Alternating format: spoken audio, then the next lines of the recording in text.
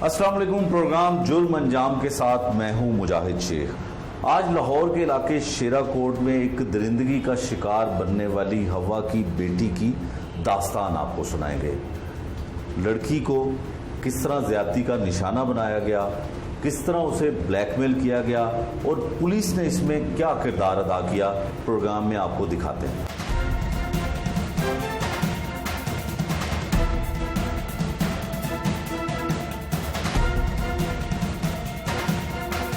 ये है वो बच्ची की बदनसीब माँ जिसके साथ ज्यादती हुई। वीडियो बनाकर मुलजिम ब्लैकमेल करता रहा उसे। इससे बात करते हैं। बाजी बताएं क्या वाकया हुआ? आप मोहल्ले में रहती थी और ये लड़का मुलजिम जो है जहाज भाई ऐसी ना एक पोर्शन में रहते सी। ये अच्छा। सब तो ऊपर वाले पोर्शन में रहते सी, उत्ते रहंदा सी। असी दरमियान वाले पोर्शन में रहते सी। ठीक है। ਉਹ ਵੀ ਕਿਰਾਏਦਾਰ ਸੀ, ਅਸੀਂ ਵੀ ਕਿਰਾਏਦਾਰ ਸੀ। ਸਾਡੇ ਤੋਂ ਪਹਿਲੇ ਦੇ ਰਹਿਣ ਵਾਲੇ ਸੀ। ठीक है। ਅਸੀਂ ਵੀ ਆਣ ਕੇ ਰਹਿਣੇ ਲੱਗ ਪਏ। ਮੇਰੇ ਕੋਲ 4 ਬੱਚੇ ਨੇ। ठीक ਇੱਕ है। ਬੱਚੀ ਦੀ ਮੈਂ ਸ਼ਾਦੀ ਕਰ ਦਿੱਤੀ। ठीक है। ਪਿੱਛੇ ਮੇਰੀਆਂ 2 ਬੱਚੀਆਂ ਤੇ ਇੱਕ ਬੱਚਾ ਰਹਿ ਗਿਆ। ठीक है। ਮੀਏ ਮੇਰੇ ਦਾ ਨਾ ਦਿਮਾਗ ਨਹੀਂ ਜ਼ਿਹਨੀ ਤੌਰ ਤੇ ਠੀਕ ਹੈ। ठीक है। ਉਹ ਮਹੀਨਾ ਵੀ घर नहीं आ सकता। ठीक ਉਹ है। ਕਿਸੇ ਦਰਬਾਰਾਂ में चला जावे तो मैं ढूंढ के लाती हूँ। ठीक है। मैं नाल ही ना जाके घरों का काम करती हूँ। मैं तो मेरी दूसरी बेटी छोटी। ठीक है। ये बेटी मेरा मुंडा स्कूल पढ़ता सी ते मैं बच्ची को घर छोड़ जाना, अभी तू बड़ी है नहीं भी अच्छा लगता। इसके ना वो मैं घर छोड़ जाना, मैं चली जाना। सुबह 9 बजे मैं जाती सी, 5 बजे मैं काम लोगों का करके वापसी आटे आती। ठीक है। ਤੇ ਮੈਨੂੰ ਨਹੀਂ ਪਤਾ ਸੀ ਵੀ ਇਹ ਉੱਪਰ ਵਾਲੇ ਸਾਡੇ ਘਰ ਵਿੱਚੋਂ ਲੰਘ ਕੇ ਉਹਨਾਂ ਦਾ ਉੱਤੇ ਰਸਤਾ ਸੀ। ਮੈਨੂੰ ਨਹੀਂ ਪਤਾ ਸੀ ਵੀ ਇਹ ਕੀ ਹੋ ਰਿਹਾ ਹੈ ਜਾਂ ਮੈਨੂੰ ਕੋਈ ਜ਼ਰੀ ਵੀ ਨਹੀਂ ਪਤਾ ਸੀ। ठीक है। ਜਦੋਂ ਬੱਚੀ ਦੀ ਤਬੀਅਤ ਖਰਾਬ ਹੋਈ ਹੈ, ਬੱਚੀ ਕਰਨ ਲੱਗ ਪਈ, ਰੂ ਹੋ ਗਈ ਹੈ। ਮੈਂ ਪਾਸ ਹੀ ਡਾਕਟਰ ਸੀ, ਮੈਂ ਲੈ ਕੇ ਚਲੀ ਗਈ ਹਾਂ। ਡਾਕਟਰ ਮੈਨੂੰ ਕਹਿੰਦਾ ਬਾਜੀ ਤੁਹਾਡੀ ਬੱਚੀ ਸ਼ਾਦੀशुदा ਹੈ। ਮੈਂ ਕਿਹਾ ਨਹੀਂ ਭਾਈ ਮੇਰੀ ਬੱਚੀ ਤਾਂ ਕੁਆਰੀ ਹੈਗੀ। ਕਹਿੰਦਾ ਬਾਜੀ ਇਹ ਤੁਹਾਡੀ ਬੱਚੀ ਨੂੰ ਤਾਂ वाला है।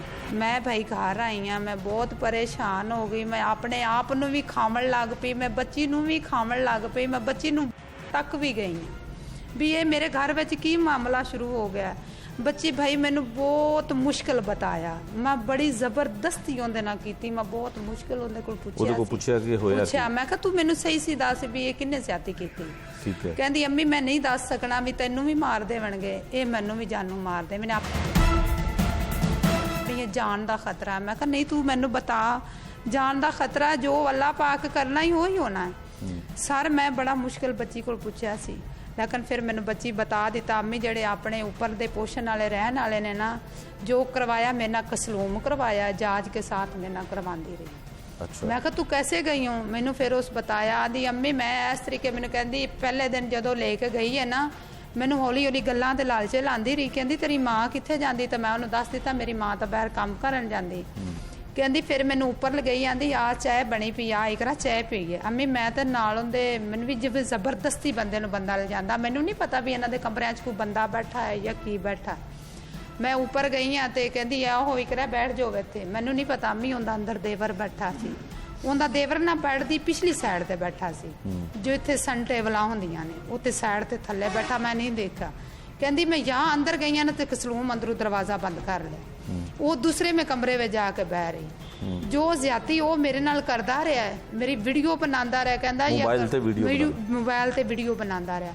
कहंदा जी अगर तू आदी मां नूं बता दिता या तू अपने प्यो नूं बता दिता तो ये मैं तेरी सारी वैल घल देवांगा, वीडियो सारे पंजाब ते खिलर जाएगी। फिर तेनू उस आखिया मैं अम्मी मैं डरदी आखिया मेरा सारे रिश्तेदार वेखण गए, मेरे सारे बहना भाई वेखण गए तो मैं क्या करांगी, मैं किदे जावांगी। मैं डर गई हाँ।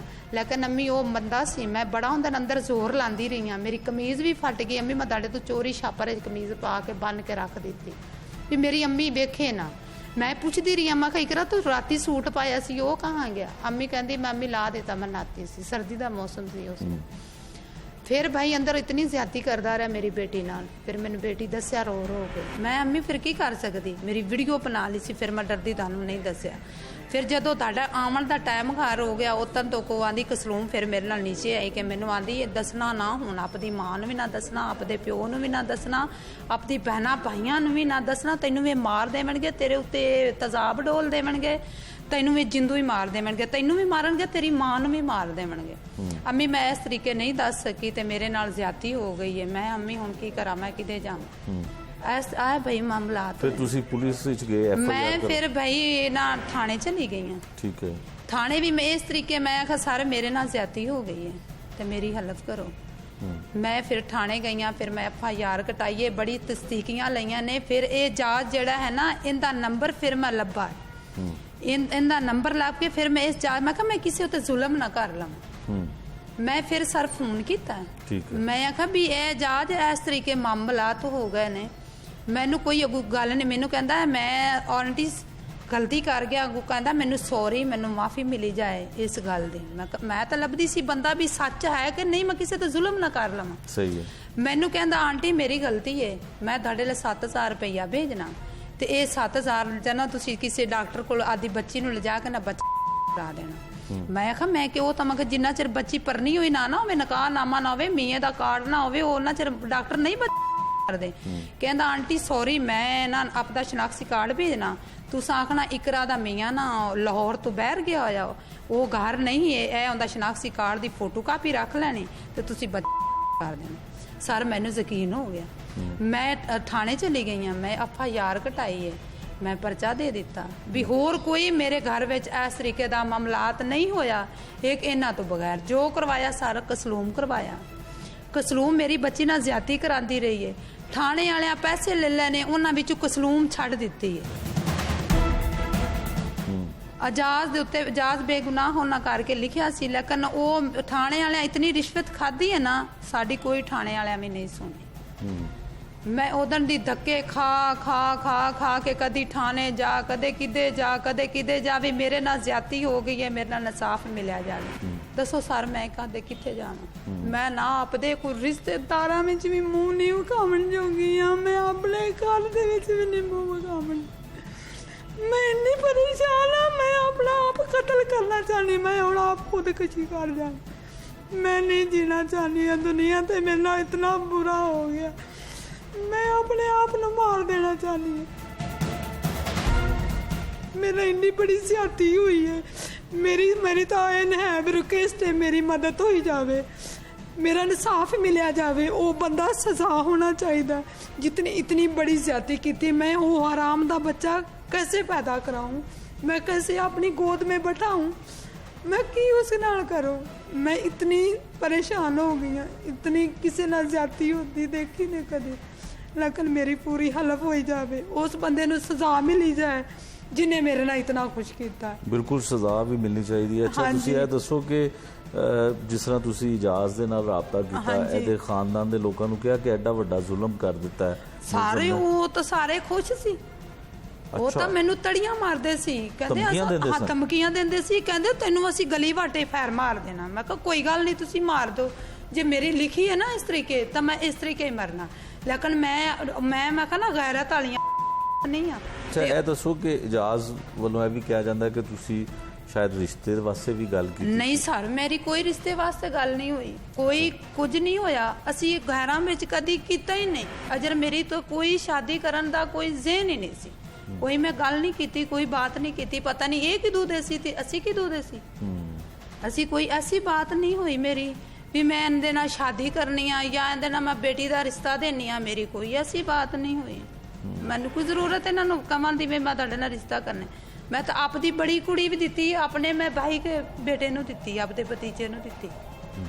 असी ना गैरां विच रिश्ता कदे नहीं कीता। ये है जी एक माँ की फरियाद जिसके साथ इतना बड़ा जुल्म हुआ, उसकी बेटी के साथ इतना बड़ा जुल्म हुआ।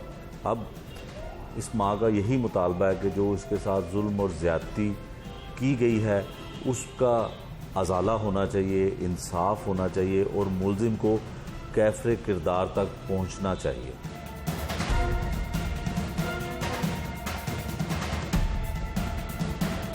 लाहौर में होने वाले इस जुल्म की कहानी का असल और मरकज़ी किरदार मेरे साथ है। बदनसीब खातून जिसके साथ ज़्यादती हुई उससे कुछ बात करने की कोशिश करते हैं। क्या हुआ, क्यों 1-1.5 माह तक आपने अपने घर वालों को नहीं बताया ज़्यादती हुई, ज़बरदस्ती की गई, क्यों बर्दाश्त किया? जी सर, इन्होंने मुझे बहुत धमकाया हुआ था। जब फर्स्ट टाइम ये सब कुछ हुआ था ना मेरे साथ, उसकी जो भाभी कसलूम है ना, वो मुझे चाय के बहाने ऊपर लेके गई थी कि मेरी बात सुनो। मैं कमरे में जैसे दाखिल हुई, उसका देवर बैठा हुआ था। उसने एकदम से मुझे अंदर घुसा के और दरवाज़ा बंद कर दिया और ऊपर खुद बैठ के सब कुछ करवाती है। फिर उस टाइम उस दिन उसके जो देवर है, उसने मेरी ज़बरदस्ती की वीडियो बनाई और मुझे पिस्तौल वगैरह दिखा के धमकाता रहा, अगर तुमने किसी को बताया तो मैं तुम्हें मार दूंगा। तुमने ऐसे ही कुछ दिन मेरे साथ बताने हैं। फिर जब मेरे साथ ये सब कुछ ऐसे होता रहा, उसकी भाभी मुझे बहुत धमकाती रही। वो चला जाता था, उसके पीछे धमकाती थी, अगर तुमने किसी को बताया वो तुम्हें मार देंगे, बदमाश पार्टी है। ऐसा सब कुछ काफ़ी दिन होता रहा। जब मुझे हमल हो गया था तो फिर मैंने उसको बताया, उसकी भाभी ने ना उसकी भाभी को बताया। उसकी भाभी ने मुझे कहा ये तुमने बात किसी को नहीं बतानी। मैंने फिर किसी को नहीं बताई। जब मेरी थोड़ी सी तबीयत ख़राब हुई, मम्मा मुझे हॉस्पिटल में ले गई। डॉक्टर ने मम्मा को बता दी। मम्मा ने मुझे बहुत धमका के पेट से पूछा, मैंने फिर भी मम्मा को नहीं बताया। जब मैंने मम्मा को बताया, मम्मा ने मुझे बस ये कहा उसका नंबर दो, इजाज़ मोहम्मद का, मुझे नंबर दो, मैं बात करती हूँ। मम्मा ने बात की। मम्मा को इजाज़ ने कहा इस बात को कवर कर लो, किसी को कोई बात नहीं बतानी। उसने मुझे 7,000 रुपया मम्मा के नंबर पर ईजी करवाया कि ये बच्चा करवा लो। फिर जब ऐसा सब कुछ हुआ तो फिर मुझे भी फिर भी धमका रही थी। उसकी कसलूम धमका रही थी, किसी को फ़ोन करते थे, मुझे धमकाते थे। उसकी भाभी जब ऊपर रहती थी, मैं सब कुछ करती थी। ऐसे धमका के मेरे से उन्होंने बहुत जुल्म किया। मेरी रेप की वीडियो बनाते रहे। अच्छा, अब इन्वेस्टिगेशन हो रही है तो पुलिस आपकी मदद कर रही है? जी नहीं, मेरी कोई मदद नहीं कोई कर रहा। इतने दिन बेले रही हैं, कोई मेरी मदद नहीं कर रहा। मैं 8 माह की हमला हूँ, बच्चे की पैदाइश होने वाली है, मेरी कोई मदद नहीं कर रहा। अभी 5 दिन हो गए हैं, उन्होंने गिरफ़्तार करवाया मुजरिम को, गिरफ़्तार हुआ है मुजरिम, तो मेरी फिर भी कोई मदद नहीं हो रही। मुझे जो उनकी मैडम तफ्तीशिन है, वो मुझे धमकाती है कि तुमने सच बता दो कि डीएम की रिपोर्ट मैं झूठी करवा सकती हूँ, ये सब कुछ करवा सकती हूँ। मैडम मुझे तफ्तीशिन मुझे धमकाती है। अच्छा, वो क्या कहती हैं कि डीएनए की रिपोर्ट गलत करवा देंगी? और कहती मैं डीएनए की रिपोर्ट गलत करवा दूंगी, तुम्हारी रहमदी से सब कुछ हुआ है। पर जो कुछ करवाया उसकी भाभी कसलूम ने करवाया मेरे साथ। मुझे पहली दफ़ा वो लेके गई थी ऊपर चाय के बहाने। जैसे मैं कमरे में घुसी हूँ, उसने मेरे से बदतमीज़ी की। उसने मेरी उस टाइम ही वीडियो बना ली थी, जिन वीडियो की वजह से मुझे वो धमका रहा था।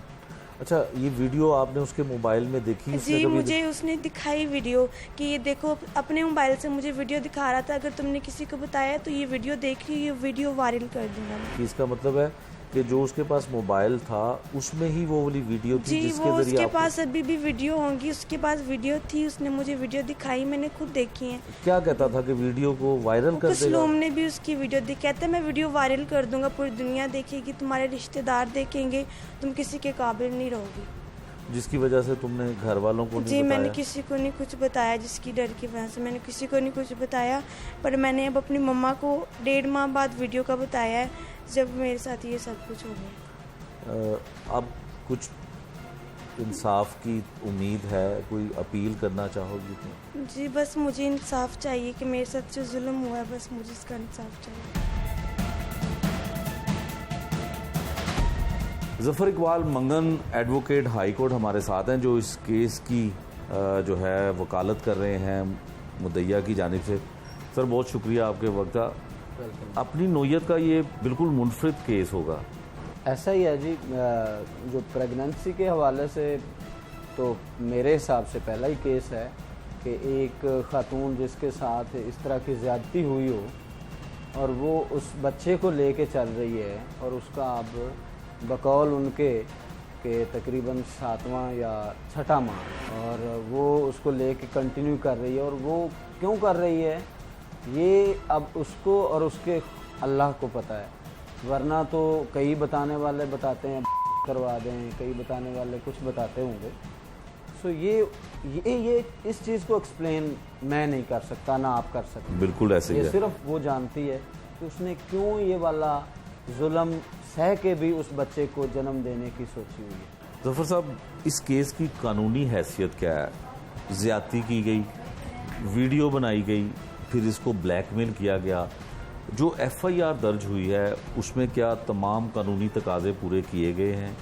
तो तमाम एविडेंस जो हैं वो कलेक्ट कर लिए गए हैं, वो वीडियोस बरामद कर ली गई हैं। कानूनी तौर पे इसकी हैसियत क्या है वो बताइए। देखिए जी, इल्ज़ाम तो लगते हैं आम तौर पे रेप के, उसमें हकायक सच भी होता है, बाज़ का झूठे भी होते हैं, लेकिन ये केस जो है ये अपनी नौइयत का एक अलहदा केस है कि पुलिस ने उसका जो वीडियो वाला जुर्म है वो लगाया ही नहीं, ऑफेंस ही नहीं लगाया वीडियो का, और आज तक उसके ऊपर तहकीक भी नहीं की। ठीक है। 6 महीने हो गए एफआईआर दर्ज हुई को। एक दफ़ा उसने अक्यूज़ ने, जो नॉमिनेटेड अक्यूज़ है, उसने नीचे सेशन कोर्ट से बेल ले ली, उसने 2 महीने चलाई। फिर उसने हाई कोर्ट से बेल ले ली, कोई महीना वो चला के विड्रा की। ठीक है। फिर वो 2 महीने आगे पीछे रहा, दोबारा उसने सेशन कोर्ट से बेल ले ली। ठीक है। उसको मैंने कंटेस्ट किया और डिसमिस हुई और वो वहाँ से गायब हो गया। 7वें महीने की 15 तारीख से उसकी बेल खारिज है। अब वो 10वें महीने में आके ये इसमें 3-4 दिन या 6 दिन पहले वो पकड़ा गया। तो अभी तक भी इस बात के ऊपर कुछ नहीं हुआ कि वो वीडियो बरामद करनी है कि नहीं करनी, ना कोई जुर्म लगाया है। ठीक है। और उल्टा उसके ऊपर कानूनी पहलू ये भी हैं कि उसके अंदर जो चीज़ें मैं जो फील कर रहा हूँ, स्मेल कर रहा हूँ कि इन्वेस्टिगेशन अथॉरिटी उसमें कुछ सीरियस नहीं है। अच्छा ज़फ़र साहब, ये बताएं कि अगर जुर्म साबित होता है तो इसमें सज़ा कितनी हो सकती है? ये रेप है, 376 है, इसमें डेथ है। अच्छा। हाँ, और अगर साबित होता है तो इसमें होनी चाहिए। और मैं तो आपके वसातत से ऑनरेबल सुप्रीम कोर्ट के मिस्टर जस्टिस सैयद मंसूर अली शाह ने ये पीछे 2021 में एक बड़ी ज़बरदस्त किस्म की जजमेंट दी है उन्होंने, और उन्होंने कहा है कि इस ऐसे 376 में अगर जो विक्टिम लड़की है उसकी सोल एविडेंस काफ़ी है, उसको कोई सपोर्ट करे या ना करे, वो अगर वो कहती है कि जी मेरे साथ ये वाला वकूआ इस बंदे ने किया है और वो वकूआ उसके साथ होना साबित हो जाता है, तो किसी और विटनेस की ज़रूरत नहीं है। इसमें तो देखें ना, पहले डीएनए चूँकि हुआ है 1.5 महीने बाद जब एफआईआर हुई, क्योंकि बच्ची ने कहा ना कि मेरी उसने वीडियो बनाई हुई थी, इसलिए मैंने अपनी वालदा को नहीं बताया। और जब उनको कहीं घर में, जो आप समझते हैं, वो माँ को कहीं से पता चला तो उसने उसको पूछा, तो फिर बेचारी ने डरते डरते बताया, और वहाँ से ये मैटर फिर पुलिस को गया। तो 1.5 महीने बाद तो डीएनए नहीं आना था। उन्होंने तो ये कहा है कि बच्चे की बर्थ के बाद डीएनए होगा। तो डीएनए के ऊपर तो अब देखें, डीएनए का भी जब एक विक्टिम कह देती है कि ये बच्चा इसका है, इसके पीछे कुछ नहीं रह जाता। आज से पहले जब डीएनए का कानून ही नहीं था या हमारी ये एविडेंस को एक्सेप्ट नहीं किया जाता था, कुछ साल पीछे चले जाएं तो सिर्फ माँ की स्टेटमेंट होती थी, वो बताती थी कि ये बच्चा जो है किसका है। आप देखें, मैंने ऐसे केसेस देखे हैं जिनमें 60 साल से लोगों का आईडी कार्ड नहीं बना हुआ था, और उनकी आईडी कार्ड आइडेंटिटी कौन करता था? वालदा। वो कहती थी कि ये बच्चा इस बंदे में, यानी इस कामंद में से ये मेरा बच्चा है और ये मेरा है, तो उसका आईडी कार्ड बन जाता था।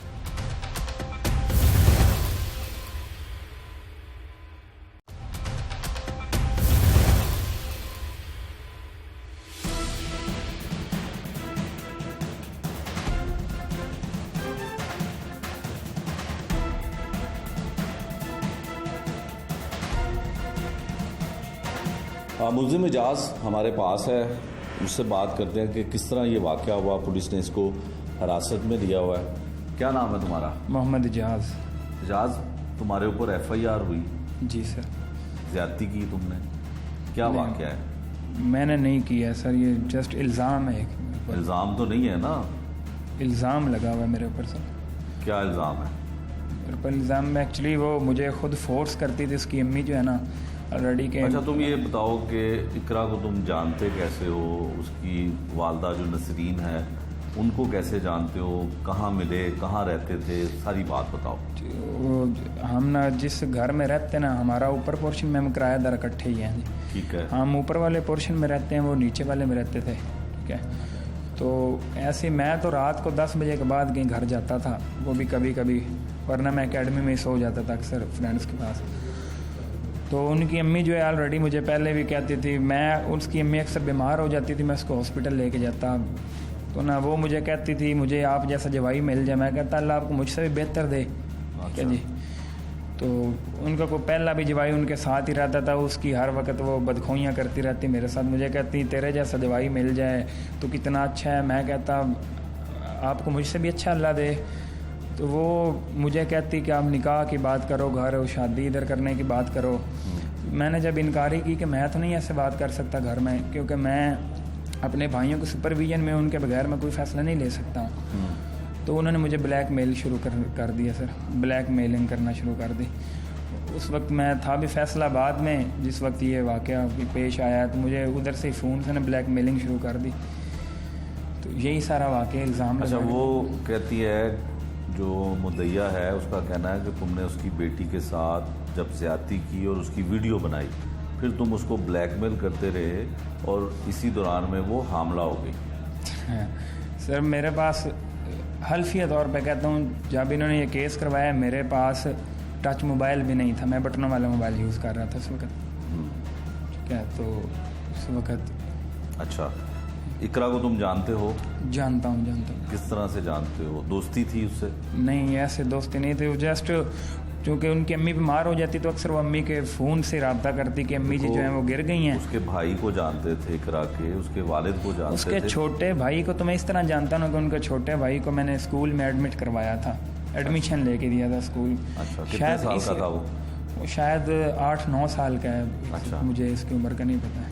ठीक है, तो फिर उसके साथ दोस्ती इकरा के साथ भी हो गई? नहीं, मैं उसको सही तरह से जानते नहीं हूँ सर, जस्ट इल्ज़ाम। अब देखें ना, वो हो सकता मुझे लाइक करती हो तो उसने इस हवाले से मुझे ब्लैकमेल करने की कोशिश की हो। तो वो हामला कैसे हो गई? ये सर उससे पूछने वाली बात है। वो तो डीएनए होगा, उसमें रिजल्ट निकल आएगा। मैं डीएनए का बेसब्री से इंतज़ार कर रहा हूँ सर। अच्छा, तुम क्या करते हो, काम क्या करते हो?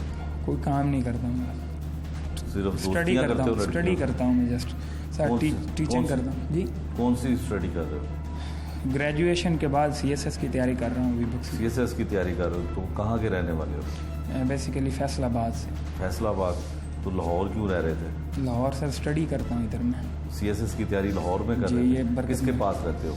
मैं भाई के पास रहता था, क्योंकि भाई हमारे इधर किराएदार थे तो उन्हीं के पास रहता। रात को मैं फ्री होता था। अच्छा जाज, देखो जो खातून होती है वो इस तरह का इल्ज़ाम क्यों लगाएगी कि उसके साथ ज़्यादती हुई, फिर वो प्रेग्नेंट हो गई, और तुम्हारा ही नाम क्यों वो ले रही है? प्रोफेशनल लोग हैं सर, सीधी बात करूँगा। अच्छा, क्या प्रोफेशनल? वो प्रोफेशनल लोग हैं, प्रोफेशनल लोगों की इज्जत का नहीं होता है शायद। तो तुम्हें क्या लगता है कि क्यों कह रहे हैं वो कि तुम उससे उसकी जो बेटी है मुद्दइया की इकरा, वो प्रेग्नेंट ही नहीं है, वो झूठ बोल रहे हैं? नहीं होगी प्रेग्नेंट सर, मैं नहीं कहता कि मेरी उसके बाद मुलाकात नहीं हुई उनके साथ, ना कोई ऐसा रब्ता हुआ है। तो तुमने जब FIR हुई, तुमने सेशन कोर्ट से ज़मानत कराई, फिर वहाँ से खारिज हुई, फिर तुमने हाई कोर्ट से करवाई, फिर तुम फरार हो गए, भागते क्यों रहे? सच का सामना क्यों फरार किया? नहीं हुआ सर, मैं फरार नहीं हुआ। फैसलाबाद था, मुझे भाइयों ने, क्योंकि मैं सर भाइयों की सुपरविजन में हूँ, जैसे जैसे मुझे कहते थे मैं करता गया हूँ। मैं अब तुम्हारे घर वालों को पता चल गया? जी सर, मैं पहले दिन से उनको कह रहा था कि यार मैं पेश हो जाता हूँ, लेकिन वकील जो होते हैं वो अक्सर मिसगाइड कर देते हैं। तो मुझे वही मिसगाइड करते रहे कि यार हो जाएगा, जब तुम्हारा सिलसिला नहीं हो जाएगा। तो उसके बाद फिर जब मुझे भाइयों ने कहा, मैं एक फ़ोन पे, मैं खुद फैसलाबाद से आया हूँ, मैंने गिरफ्तारी खुद दी। अच्छा, मुझे ये पता चला कि तुम ये भी ऑफ़र कर रहे हो कि तुम शादी करने को तैयार हो? सर भाइयों के साथ जो भी सिलसिला जैसे भी पैचअप हो रहा है, मुझे इसके वाले से कोई नहीं, अगर तुमने ये ज़्यादती नहीं की है और वो प्रेग्नेंट नहीं है, तुम्हारी वजह से हुई, तो फिर तुम क्यों कह रहे हो कि मैं शादी कर लेता हूँ? मुझे नहीं पता कि शादी की बात चल रही है, मुझे नहीं पता है। तुम्हारी तरफ से हमें पता चला कि तुमने क्या किया? नहीं, गलत आप तक। आप डिमांड क्या कर रहे हैं? इकरा की वालदा या इकरा क्या कहती है कि उनको ब्लैकमेल वो क्यों तुम्हें करेंगे? कोई पैसे शुरू में पैसे मांग रहे थे। अच्छा, कितने पैसे? ये आई थिंक 2.5-3 लाख की बात हुई थी। अच्छा, तो वो इतने पैसे मांग रहे थे शुरू में। उस वक्त पैसे नहीं थे। अब हैं पैसे? ये मुझे नहीं पता घर वालों को, लेकिन आप भाई कह रहे हैं कि अगर कोई पैचअप होता है तो हम जेवर भी बेच देंगे, हो जाएगा। अच्छा, तो CSS कर रहे थे, क्या करना चाहते थे? CSS करके कौन से डिपार्टमेंट में जाना? PSP sir. PSP पुलिस में जाना चाहते थे? तो पुलिस ने तो आपको पहले ही पकड़ लिया। नहीं, ये इनकी ड्यूटी है, इन बेचारों को तो नहीं पता कि मेरे को इल्ज़ाम लगे हैं। जो उन्होंने अपनी ड्यूटी पूरी करनी, मैं खुश हूँ, ड्यूटी सही से पूरी कर रहे हैं। अच्छा ये बताओ, जो FIR में लिखा हुआ है कि तुमने कुछ पैसे भी भेजे उन्हें कि जो है ये हमल ज़ाया कर दिया जाए, इस तरह की बात सही है? नहीं, पैसे मैंने ज़रूर दिए हैं। कितने लेकिन पैसे दिए? 7,000 रुपये मुझे वो से किस 10,000 रुपया मांगा था, क्योंकि हम अक्सर वो ना मुझसे कमेटियाँ भी लिखवाते रहते हैं। उसकी अम्मी कहती मैंने कमेटी देनी है, ज़रूरत है। तो मुझे आई थिंक 17 तारीख को उन्होंने कहा कि हमने 19 तारीख को जाना है, तो हमें शादी है कोई, तो हमें पैसे चाहिए, ठीक है। तो ऐसे नेबर, मैंने फिर मेरे पास उस वक्त मौजूद नहीं थे, मैं किसी से इजी पैसा मंगवा के फिर उनको ट्रांसफ़र करवाया पैसे। सर कितने साल के हो तुम, कितनी उम्र है तुम्हारी? 20 साल सर। तो इकरा की कितनी उम्र है? उन्होंने FIR में 15 साल लिखवाई है, लेकिन बेसिकली वो 20 साल से ऊपर है सर, आप देख सकते हैं। तुम्हें कैसे पता है? कि हमने फैमिली ट्री उसका निकलवाया है, उसका ID कार्ड पेश नहीं किया गया यहाँ पे। ID कार्ड बना हुआ है उसका? ये मुझे नहीं पता ID कार्ड, लेकिन नादरा से पता करवाया है, रजिस्ट्रेशन हुई हुई है उनकी। रजिस्ट्रेशन तो चंद माह के बच्चे की भी हो जाती है ना? हाँ, तो वो उधर उसकी जब रजिस्ट्रेशन हुई हुई है तो वो 20 साल से ऊपर उम्र शो होती है, तो ये इन्होंने इधर 15 साल लिखवाई है। इकरा को तुम्हारा कहना है कि इकरा तुम्हें पसंद करती थी, तो उसने कभी इजहार नहीं किया या तुमसे कभी बात नहीं की? उसकी वालदा कहती थी जी कि सर। शादी कर लो, तो जी तुमने कभी रजामंदी जाहिर की हो? नो सर, मैंने यही तो जब उन्होंने ये कह दिया था कि शादी कर लो, तो तुम फिर उनसे राब्ते में क्यों रहते थे? उनको क्यों उनकी सर कमेटियां मैंने लिखते थे? जैसे उनके ही भाई को नहीं, ये दोस्त- पहले का वाक़या है, जब मुझे उन्होंने ऐसे कहा मैंने रिजेक्ट किया है, तो उसी वक्त से ब्लैकमेलिंग शुरू हो गई है। अच्छा, जी सर। आपको क्या लगता है कि ये वो पैसे के लिए कर रहे हैं या एक अच्छा दामाद तुम्हारी शक्ल में वो हासिल करना चाहते हैं? अच्छा दामाद, अब मुझे अच्छा उन्होंने छोड़ा है सर, कोई मुझे अच्छा छोड़ा है उन्होंने।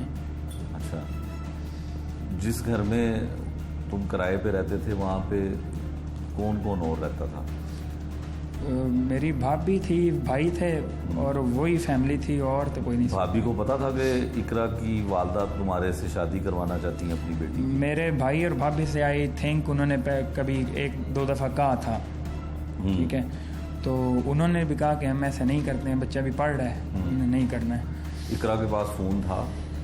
ये मुझे नहीं पता सर, तुम्हारे मुझसे पास- जब भी रब्ता हुआ है अपनी अम्मी के नंबर से उन्होंने रब्ता किया। वो अपनी अम्मी के नंबर से फ़ोन करते हाँ थे जी, तुम्हें? क्योंकि उन्होंने नंबर मेरा इसलिए लिया हुआ था कि अक्सर वो बीमार हो जाती तो मुझे कॉल करती कि उसकी जब वो छोटी बीमार बहन कोई होती थी। तो कौन तुम्हें कॉल करता था? तुम डॉक्टर पे लेके जाते थे? डॉक्टर को नहीं, मैं नीचे ही, हमारे घर के साथ ही मेडिकल स्टोर है, अच्छा, वो भी गवाही देंगे। मैं अक्सर एक दफ़ा तो बेहोश हो गई थी, मैं खुद उठा के उनको लेके गया नीचे मेडिकल स्टोर के ऊपर। तो वो उनकी एक छोटी बहन है, उसका मुझे नाम नहीं पता है, वो कहते थे कि भाई इस तरह अम्मी बीमार है तो कोई मेडिसिन ला दें या ये, चूँकि उनका जो उन्होंने मियाँ शो किया, उन्हें खालिद गालिबन उनका नाम है, उनके साथ मेरी अच्छी है, वो कभी हफ्ते बाद आया करते थे, खालिद, ठीक है। वो बाद में चला पता कि उनके असली नाम हस्बैंड का नाम मकबूल है, ये इस तरह को जो भी है।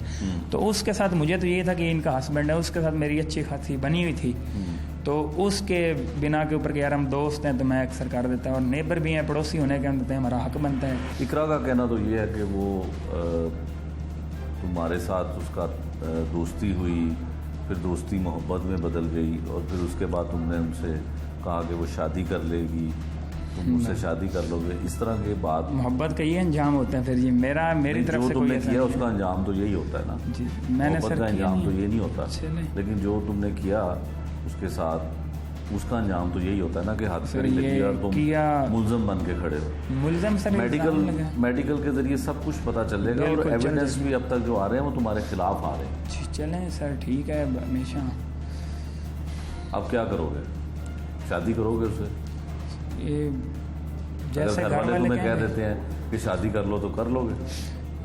ये मैं कुछ नहीं कह सकता अभी सर, अभी तक कुछ नहीं कह सकता मैं। अच्छा, वीडियो कोई तुमने उसकी क्यों बनाई थी? तुमने कहा सर बटन मैंने दबाओ। अर्ज़ किया है कि मेरे पास उस वक्त टच मोबाइल ही नहीं था। अच्छा, अब है टच मोबाइल? अब था मेरे पास टच मोबाइल, मेरी ज़रूरत थी, मेरे पास PDF फाइलें आनी थी, मैंने लिया है बाद में टच मोबाइल। ठीक है, उसके साथ कोई तस्वीरें बनाई हो कभी इकरा के सर, साथ? कोई मैंने- चीज़ नहीं है, वो मोबाइल में फ्रांसिक के लिए चला गया, सब कुछ उसमें क्लियर हो जाएगा। नहीं, मेरे इस तरह कभी भी उनसे रब्ता नहीं किया। हो सकता है कुछ स्टेटस में मैं अक्सर लगा देता था, कोई उन्होंने सेव कर लिया तो अपनी तस्वीरें? हाँ, अक्सर दोस्तों के साथ मेरी तस्वीरें होती हैं या कोई इकरा के साथ तस्वीर बनी है कभी? नहीं नहीं, मेरी नहीं बनी। तो फिर अब आप क्या करोगे? अगर घर वाले कह देते हैं कि शादी कर लो इकरा से, तो फिर कर लोगे शादी? देखते हैं सर, जैसे घर वाले, मैं आपको अभी अगर घर वाले कह दें तो मान लोगे बात? मैं सोचने वाली भी बात है, अभी मैं ये डिसीजन नहीं ले सकता सर। नहीं, घर वाले ही डिसीजन ले लेते हैं, तो फिर तो तुम्हें कोई मैं कह रहा हूँ फिर मैं सोचूंगा सर, इंशाल्लाह। सोच के अगर मिसाल है ऐसा हो जाता है, अभी सोचा नहीं है, सोचूंगा भाईजान, फिर इंशाल्लाह। वरना फेस करोगे केस को? इंशाल्लाह फेस करूंगा सर, सच्चे साबित होगे इंशाल्लाह। मुझे उम्मीद सर, क्योंकि मुझे पता है कि मैं इस चीज़ में इन्वॉल्व नहीं हूँ, है ना। लेकिन डराया जा रहा है कि आपका कैरियर तबाह हो जाएगा, ये हो जाएगा, तो उसमें फिर जाहिर बात है बंदा अंडर प्रेशर हो जाता है। मुझे डराया जा रहा है बार बार कि आप अंडर प्रेशर हो जाएंगे, आपका कैरियर ख़राब हो जाएगा। लेकिन मेरी इंशाल्लाह अल्लाह पाक से उम्मीद है, the days that break you are the days that make you. ये भी अल्लाह पाक ने, शायद मैं इस लाइन में आना चाहता था, अल्लाह ने कुछ दिखाए हैं। क्योंकि सर कैद जो होती है, ये मैं ऐब नहीं समझता। कैद अगर ऐब होता तो हज़रत यूसुफ को 12 साल कभी कैद ना होती। इसमें ज़ाहिर बात है अल्लाह पाक ने कुछ आपको इसमें बेहतरी होगी मेरे हक़ में, इंशाल्लाह, मेरा ये अकीदा है। जी बिल्कुल, मुलजिम की आपने बात सुनी, पुलिस की हिरासत में है और मुद्दई की जानिब से इल्ज़ाम लगा है कि इकरा जो मुद्दइया है नसरीन, उसकी बेटी को ब्लैकमेल करता रहा, वीडियो बनाई, लेकिन मुलजिम तमाम जो इल्ज़ामात हैं उसको मुस्तरद करता है। लेकिन पुलिस तमाम एविडेंस और इसमें मेडिकल और फ्रांसिक की मदद से जो शवाहिद हैं वो इकट्ठे करके तो कानून के मुताबिक इसके ख़िलाफ़ एक्शन लें। जी, जनरल सेल इकबाल टाउन की इंचार्ज रूबी साहिबा हमारे साथ हैं। बहुत शुक्रिया आपका वक्त का। ये बताइएगा कि जो मुलजिम है जी, उसको आपने गिरफ्तार भी किया है, उसकी इन्वेस्टिगेशन भी आप कर रही हैं, क्या अब तक तहकीकात हुई हैं, क्या शवाहिद मिले हैं, इस केस के हवाले से बताएं। सर ये एक्चुअली एक एफआईआर दर्ज हुई थी, रेप की एफआईआर बच्ची की दर्ज हुई थी, जिसमें मुलजिम जो है वो उसने कुछ वीडियोस बनाई थी, न्यूड वीडियोस, जिसको वो दिखा के ब्लैकमेल करता था और उसके साथ रेप करता था। ठीक है। और उसके बाद मुलजिम जो था वो फ़रार था, जिसकी वजह से उसे पहले हम लोगों ने पीओ डिक्लेयर करवाया। दैन हमारे एसपी साहब ने, हमारे एसएसपी साहब ने एक टीम बनाई जिसमें शेराकोट थाना और हमारा जनरल सेल इकबाल टाउन जो था, हम लोगों ने उसमें कंबाइनली काम किया था। और हम लोगों ने जाके फैसलाबाद से मुलजिम को हम लोगों ने अरेस्ट किया। और मुलजिम का जो है वो जितने भी हमारे लीगल होती हैं रिक्वायरमेंट्स वो हम लोगों ने पूरी की हैं, डीएनए करवाया है, जो भी और हमारे 376 के केसेस, रेप के केसेस में जो भी रिक्वायरमेंट्स, लीगल रिक्वायरमेंट्स रिक्वायर्ड होती हैं वो हम लोगों ने पूरी की हैं। और इंशाल्लाह मुलजिम को जल्द कैफरे किरदार तक पहुँचाया जाएगा। अच्छा रूबी साहबा, ये बताइएगा कि जो वीडियो बना के उस खातून को वो ब्लैकमेल करता था, गालिबन इकरा उसका नाम, जी जी, तो उससे वो वीडियोस बरामद हुई? वीडियोस हम लोगों ने उसका मोबाइल लेके फोरेंसिक के लिए भिजवाया है, तो इंशाल्लाह वो भी रिकवर हो जाएंगी। अब मुलजिम को रिमांड पे आपके पास है, जी, तो कुछ और भी शवाहिद हैं जो इकट्ठे अभी करना है? कुछ शवाहिद जो हैं वो मोस्टली तो इकट्ठे हो चुके हैं। हम लोग हमारे जो भी हमारा काम था वो हम लोगों ने कंप्लीट कर लिया, प्रायोरिटी बेसिस पे कंप्लीट किया ताकि बच्चे को इंसाफ जल्द अज जल्द मिल सके। कुछ थोड़ी बहुत लीगल फॉर्मेलिटीज़ रहती हैं, वो इंशाल्लाह पूरी करके इसे जो हम जुडिशल करवा देंगे मुलजिम को। अच्छा, गिरफ्तार होने के बाद जो मुद्दई हैं, उसकी बच्ची की वालदा है मुद्दई, तो इन्होंने कुछ इंकशाफ किया हो इन्वेस्टिगेशन में कि ये इनका रिलेटिव है, जानने वाला है, या इसके साथ कैसे इनका ताल्लुक बना या वाकिफ कैसे? एक्चुअली सर ये जहाँ पर ये टेनेंट्स हैं, दोनों एक ही बिल्डिंग में रहते हैं। ऊपर वाले पोर्शन में मुलजिम रहता था अपनी भाभी के साथ, और नीचे वाले पोर्शन में ये जो थी हमारी विक्टिम थी वो रहती थी। बेसिकली इनकी जो वालदा है वो किसी के घर काम करती हैं, तो वो वहाँ चली जाती थी। विक्टिम चूँकि अकेली थी, माइनर है, बच्ची छोटी है, तो उसको ईजी टारगेट मिला मुलजिम को कि वो उससे जो है वो ब्लैकमेल कर सके और अपनी हवस का निशाना बनाए। बस उसमें ये था कि इस वजह से ना वो उसको ब्लैकमेल करता रहा और उसका रेप करता रहा।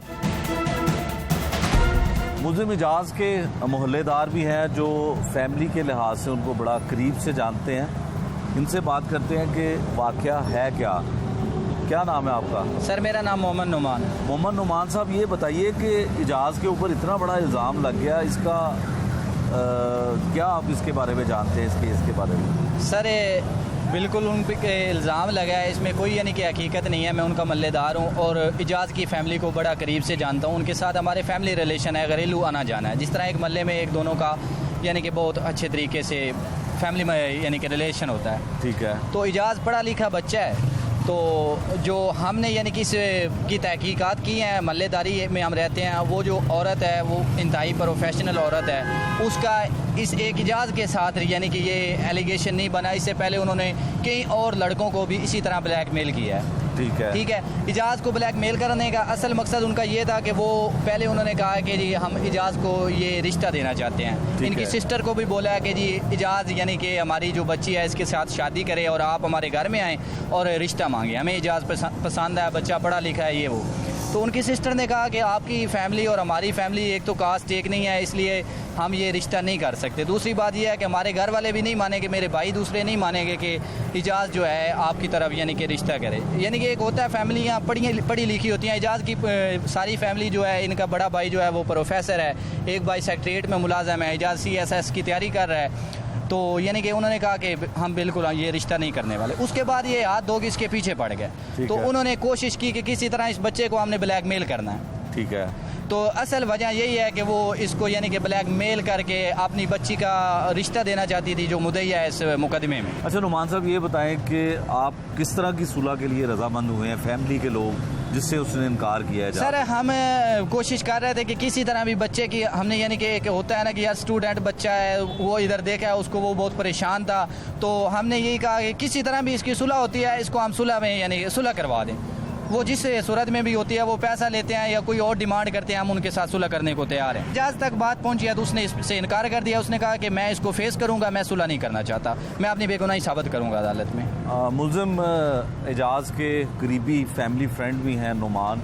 इन्होंने बताया कि फैमिली जो है वो इस बात पे रजामंद हो चुकी थी कि किसी भी तरीके से सुलह कर दी जाए ताकि एजाज़ जो उनका बेटा है उसका कैरियर ख़राब ना हो। CSS की वो तैयारी कर रहा है। लेकिन मुल्ज़िम का ये कहना है, जो उसने अपनी फैमिली को बताया, कि वो इस केस को, इस इल्ज़ाम को जो है वो साबित करें मुद्दई। अगर वो साबित नहीं कर पाते हैं तो वो इनके ख़िलाफ़ भी कानून के मुताबिक कार्रवाई करेगा।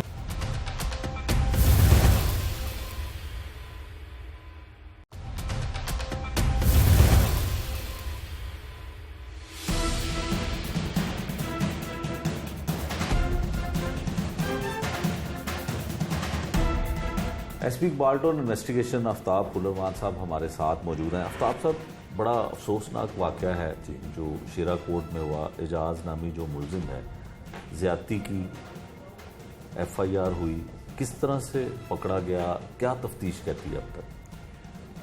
ये फरवरी 2020 में ये FIR दर्ज हुई। नसरीन नामी खातून ने पर्चा दर्ज करवाया एजाज़ के ख़िलाफ़ कि मेरी बेटी इकरा 15 साल की तकरीबन थी, तो उसके साथ ये ज़बरदस्ती जनाबिल जबर करता रहा और उसके बाद वो लड़की प्रेग्नेंट हो गई।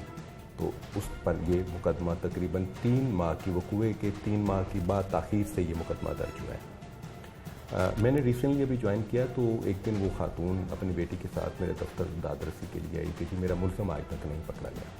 ठीक, मैंने केस रिकॉर्ड मंगवाया तो मालूम हुआ कि ये तकरीबन 5-6 माह पहले का FIR दर्ज है, तो मुल्ज़िम क्यों नहीं पकड़ा गया। ठीक, जिस पर incharge GBV sub inspector Ruby Seerat को मैंने कहा कि हर सूरत में आप इसको पकड़ें, बिकॉज वो लड़की अभी इस वक्त को तकरीबन 8 माह की प्रेग्नेंट हो चुकी है।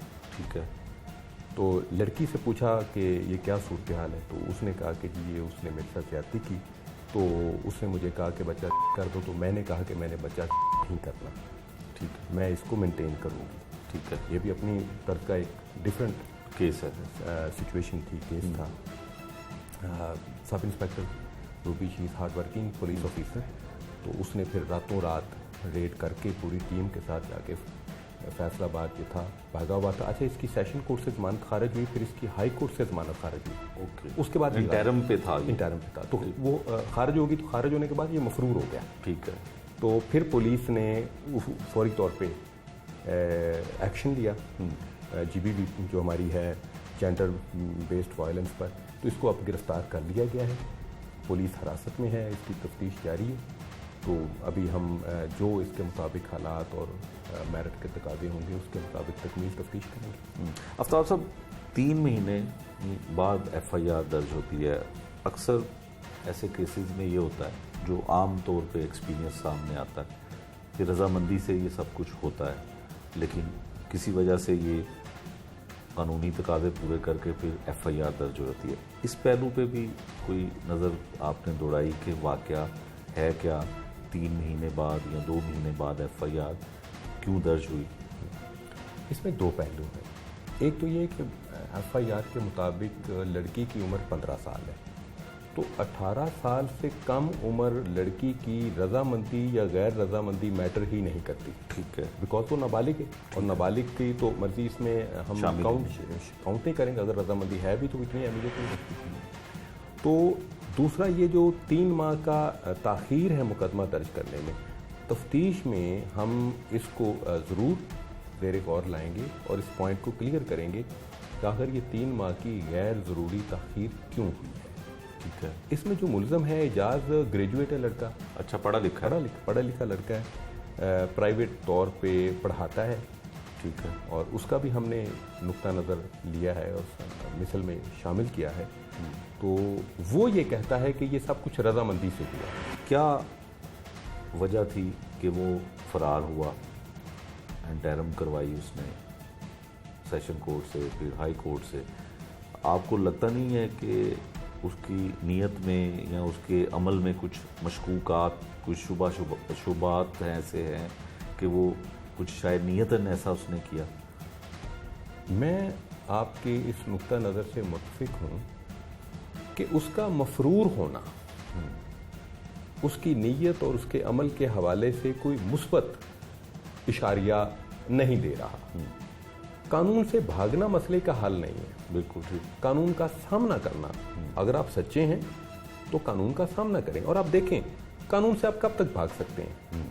5 महीने भागा, 6 महीने भागा, कानून ने जाके उसको गिरफ्तार कर लिया। तो इसका अंजाम कानूनी तौर पे क्या लगता है आपको, क्या होगा? किस तरह की सज़ा होगी? अदालत में क्या फैसला होने का इम्कान है? देखें, अदालतें हमारे मुल्क में माशाल्लाह कानून के मुताबिक फैसले कर रही हैं। तो हमारा काम जो है, we are only collector of evidence. हमने तो एविडेंसेस कलेक्ट करनी है, मुअज़्ज़ज़ अदालत के सामने रख देनी है। अदालत ने उस पर फैसला करना है और अदालत के फैसले के बारे में मैं कुछ भी नहीं कह सकता। अदालत ने तो दोनों फरीकैन की बात सुनी है, वकला की बहस होनी है, बहस के बाद फिर कानून, ज़ाब्ता, फोरेंसिक एविडेंस, DNA एविडेंस, वो सारी चीज़ें सामने आएंगी तो फिर उसके मुताबिक कोर्ट फैसला करेगी। आफ्ताब साहब, एक स्टेटमेंट होता है मुलजिम का जो इकबाल जुर्म जो अदालत के सामने किया जाता है, एक होता है इतराफ़ जुर्म जो पुलिस की कस्टडी में करता है। जी, मुलजिम अभी कहाँ स्टैंड करता है? इतराफ़ कुछ किया उसने या कोई अपनी वजाहत में कुछ कहा आपकी इन्वेस्टिगेशन के मुताबिक? देखें, कानून शहादत के मुताबिक पुलिस को दिया गया कोई भी एतराफ़ जुर्म काबिल अदखाल शहादत ही नहीं है। ठीक, वो एडमिसिबल एविडेंस ही नहीं है। ठीक। इवन अब तो अदालतें इस पर भी फैसले आ चुके हैं कि इवन अदालत के सामने किया गया एतराफ़ जुर्म भी मुल्ज़म को सज़ा देने के लिए काफ़ी नहीं है जब तक कि उसके एतराफ़ जुर्म के साथ दूसरी दीगर तायदे शहादतें ना आ जाएँ। ठीक है। तो मुल्ज़म मुख्तलिफ बयानी से काम लेता है। ठीक है। कभी मान लेता है, कभी अपने बयान से हट जाता है। तो हमारे लिए मुल्ज़म का बयान उतनी अहमियत नहीं रखता जितनी DNA की शहादत, मेडिकल की एविडेंस, गवाहों की शहादत, CDR की शहादत। हमने उन एविडेंसेस की बुनियाद पर फैसला करना होता है। मुल्ज़म तो अपने आप को बेगुनाह कहने के लिए भी कह सकता है, मुल्ज़म किसी दबाव की वजह से अपने आप को गुनाहगार भी डिक्लेयर कर सकता है। लिहाजा मुल्ज़म का एतराफ़ जुर्म या आदम एतराफ़ जुर्म हमारी इन्वेस्टिगेशन में हतमी शहादत नहीं होती। हतमी शहादत वो होती जो गैर जानबदार शहादतें इकट्ठी की जाएँ और उनके मुताबिक हम नतीजा निकालें, और वो तमाम शहादतें आपस में कोरोबोरेटरी होनी चाहिए, उनको एक दूसरे की तायद करनी चाहिए। अगर वो दुरुस्त है तो एक शहादत भी गलत है तो वो दूसरी शहादतों के साथ कंट्रडिक्शन में आ जाएगी। तो ये एक कॉमन सेंस भी अप्लाई की जाती है वाइल कलेक्टिंग द एविडेंस। ये थी आज के जुर्म और अंजाम की कहानी। मुलजिम ने किस तरह दरिंदगी का मुजाहरा करते हुए एक मुतासरा खातून को दरिंदगी का निशाना बनाया। मुतासरा लड़की को ब्लैकमेल करता रहा। पुलिस का इसके बारे में क्या कहना था, मुतासरा लड़की का क्या कहना था, उसके लवाहिकीन का क्या कहना था, सब कुछ आपने सुना। तमाम शवाहिद के बाद अदालत इस बात का फैसला करेगी, लेकिन देखने वाली बात यह है कि इस केस में उस लड़की को इंसाफ मिल पाएगा। मुझे दीजिए इजाज़त अगले प्रोग्राम के लिए। अल्लाह हाफ़िज़।